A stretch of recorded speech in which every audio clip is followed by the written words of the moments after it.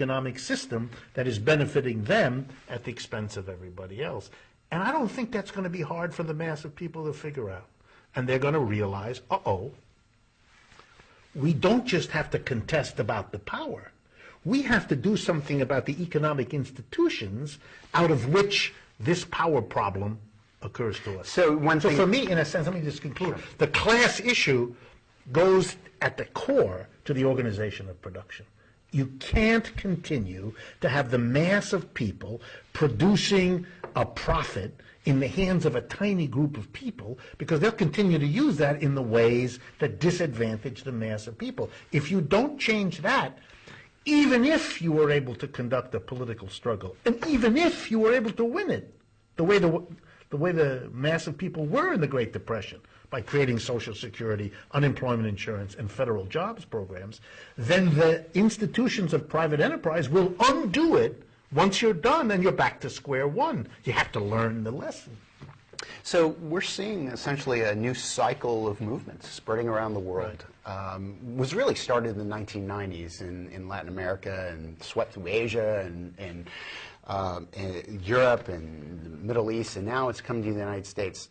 In the last few minutes that we have, how can we take this as an opportunity to address those very issues of who owns, who runs the economy, who makes the decisions? Some of the things you've talked about is essentially democratic control of work by workers. Right. How do we use this as an opportunity to broach this issue and actually make those kinds of changes that we need? A kind of future in the present, as C.L.R. Timms called it. I think that we have to face what the enormity of our task is. We have to undo the institutions that govern our economic system, private enterprise, corporate, all of those have to be made subject to criticism, subject to debate.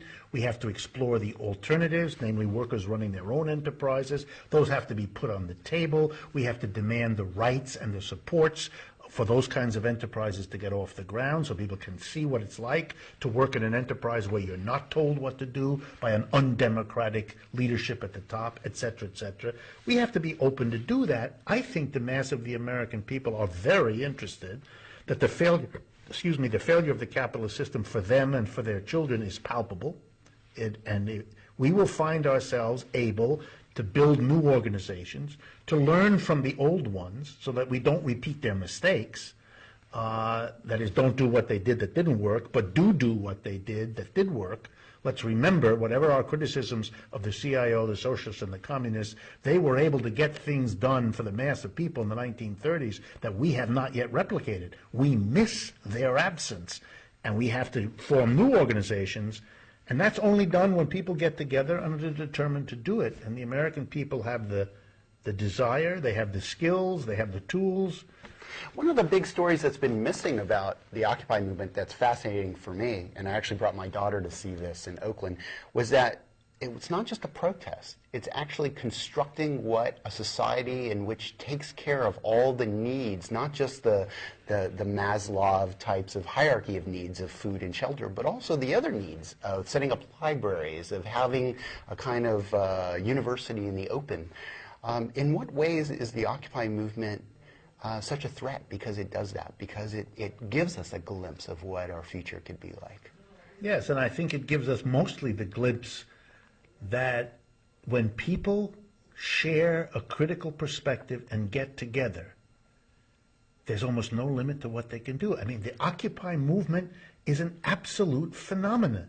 It begins in September, and by November, it is the #1 news story across this country, in which perspectives that have been marginalized become part of the mainstream, in which everybody thinks in terms of 1% versus 99%. These are perspectives that were marginal at best a few months earlier and become mainstream literally overnight. Whatever you think about the power of the Occupy movement, that tells you that the soil is very fertile, that the interest of masses of people, even those who disagree, is captured by the way this movement responds to what is happening. The biggest organizer of the left has always been a capitalism that doesn't function and doesn't know how to fix itself. Well, thank you very much. Talking to you. It's great to hear you.